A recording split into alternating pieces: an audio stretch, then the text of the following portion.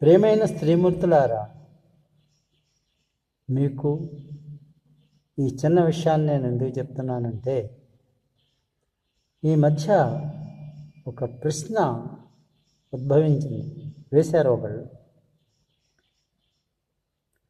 నెలసరి బాధ రాకుండా ఉండటానికి తగ్గటానికి ఏ విధమైన ఆహారం తీసుకుంటే అది రాదు అని. ఒకసారిగా షాక్ తిన్నాను నేను. ఎందుకంటే కేవలం ఆహారం వల్లే మనం అన్నీ ఇది చేయగలిగితే ఈ మందులు ఇవన్నీ ఎందుకు? సరే, ముందు అది కాదు, సబ్జెక్టులోకి వస్తున్నాను. ఈ నెలసరి బాధల నుంచి మన పిల్లల్ని మీరు విముక్తి పొందాలంటే వెరీ సింపుల్గా ఒక మందు ఉంది హోమియోపతిలో. అయితే నేను చెప్పేది కేవలం అవగాహన నిమిత్తం. ఈ అవగాహన లేకే మనం కొన్ని తప్పులు చేస్తూ ఉంటాం. అంటే తప్పులంటే ఏముంది, మనకి ఎక్కడో నమ్మకం ఉంటుంది, అటు వెళ్తాం.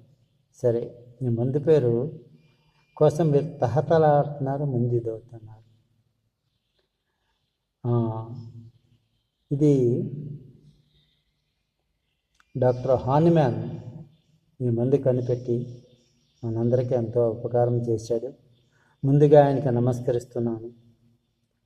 అలాగే నిన్ననో ఎప్పుడో అనుకుంటా మాతృదినోత్సవం జరిగింది. మీరందరూ తల్లి ప్రథమ గురువు అని పేరు. మీ అందరికీ నమస్కరిస్తూ అవగాహన కల్పించుకుంటూ మీ ఆరోగ్యం కాపాడుకుంటూ మీ పిల్లల ఆరోగ్యం కూడా కాపాడుకుంటూ మీరు ఏం చేస్తారంటే హాయిగా జీవించండి. దానివల్ల ఏమవుతుందంటే ఈ భారతదేశం ముందుకు వెళుతుంది, ప్రగతి వైపు వెళుతుంది. స్త్రీలు రథం కదలటానికి చక్రాల వంటి వాళ్ళు, గుర్తుంచుకోండి. మీ వల్లే ఏ సమాజమైనా బాగుపడుతుంది, అభివృద్ధి చెందుతుంది. ఇకపోతే బెల్లడోనా 30 పొటెన్సీల్లో 1 గ్రామ్ పిల్స్ కొనుక్కుని మీ దగ్గర ఉంచుకోండి. ఈ బెల్లడోనా పదం మీరు విన్నారు. బెల్లడోనా అంటే ఇటలీలో అందమైనది అని అర్థం. ఈ అందమైనది అంటే ఇది ఒక బెల్లడోనా అన్నది ఒక మొక్క. ఆ మొక్కని కాల్చేసి నల్లగా తయారవుతే దాన్ని కాటుకుగా వాడుకునేవారట ఇటలీ వనితలు, వారి యొక్క అందాన్ని పెంపొందించుకోవటానికి. కాటుక కన్నులు మెరుస్తూ ఉంటాయి, కవ్విస్తూ ఉంటాయి, ఖుషిగా రువ్వుతూ ఉంటాయి చూపులు. సరే, మీరు ఎందుకు ఉంచుకోవాలంటే ప్రస్తుతం స్త్రీలు చదువుల నిమిత్తం స్కూల్స్, కాలేజెస్, ఆఫీసుల నిమిత్తం ఆఫీసుల్లో, ట్రావెలింగ్లో ఎక్కడైనా మీకు ఆ పీరియడ్స్ పెయిన్ రావచ్చు. 4 మాత్రలు చప్పరించండి. చప్పరిస్తే ఆ పెయిన్ నుంచి మీరు విముక్తి పొందుతారు. ముందు అటుపిమ్మట మీరు ఏం చేస్తారంటే హోమియోపతి డాక్టర్ దగ్గరికి వెళ్ళి మీ యొక్క బాధలన్నీ వివరించి మందు తీసుకోండి. అంటే దీన్ని నేను ఈ విధంగా మీకు ఉపకారం చేయగలుగుతున్నాను. మరొక విషయం చెప్తాను. ఈ బెల్లడోనాకి సంబంధించిన పిల్లలు అంటే స్త్రీలు కూడా ఎలా ఉంటారంటే వాళ్ళ యొక్క ముఖారవిందం, వీళ్ళు బుద్ధిమంతులు, తెలివైన వాళ్ళు, ఏ విషయాన్నైనా త్వరగా గ్రహిస్తారు.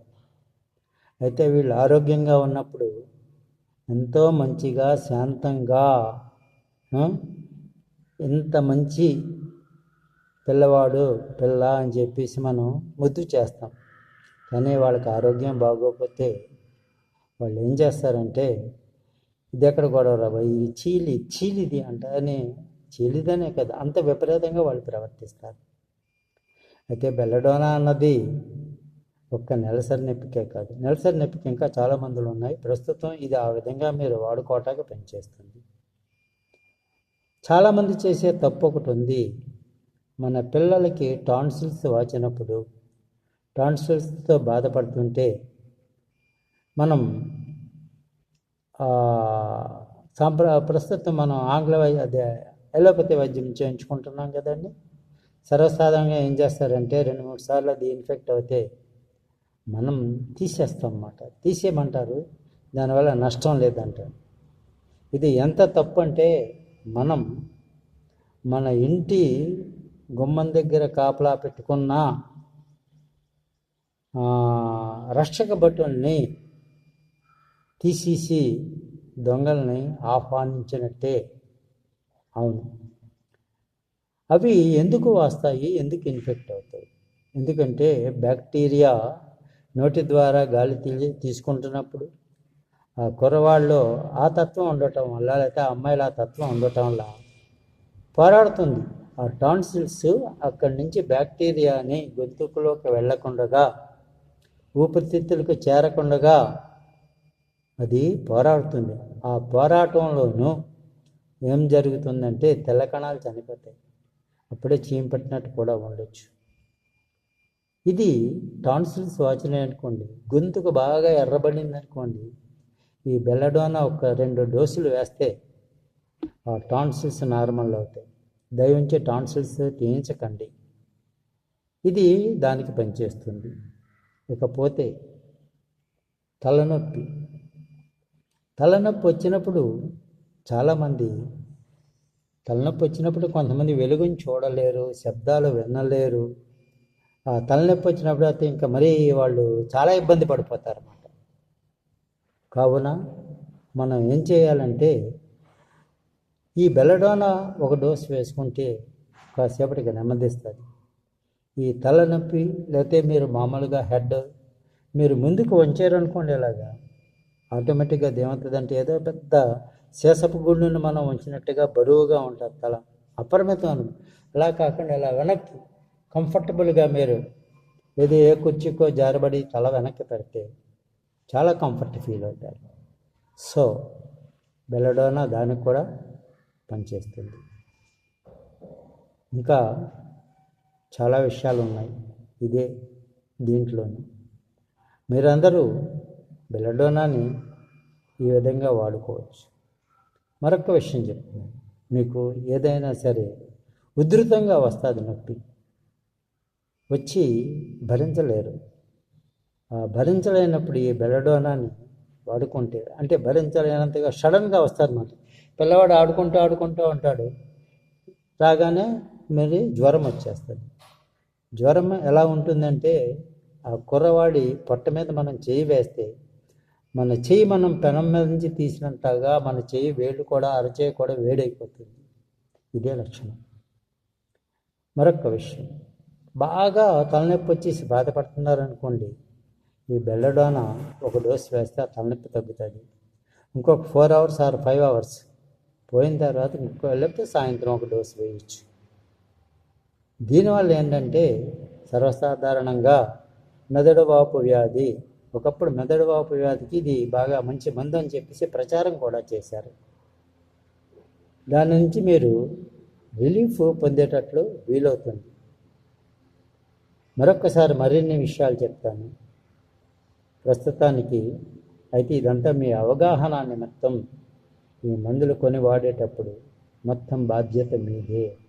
కానీ అంతగా ఎందుకు చెప్పాల్సి వస్తుంటే, ఉపకారం చేసి అపకారం పొందలేం కనుక. మీ అందరికీ చిన్న విషయం, అవగాహన కల్పించుకోండి. మీ చుట్టుపక్కల ఏం జరుగుతుందో ఒక్క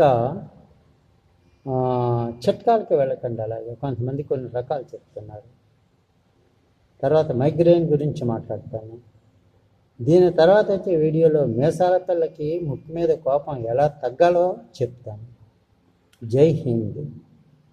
నా దేశం బాగుండాలని, నా సమాజం బాగుండాలని నేను గ్రహించింది, చూసింది, తర్వాత స్త్రీమూర్తులు నాకు ఇచ్చిన అవగాహన, పిల్లలు వాళ్ళే దేవుళ్ళు నాకు, వాళ్ళే గురువులు కూడా. వారందరికీ కృతజ్ఞతలు చెప్తున్నాను. జై హింద్ చెప్తూ మరొకటి కూడా చెప్తున్నాను, జై జవాన్ జై కిసాన్. జై జవాన్ జై కిసాన్.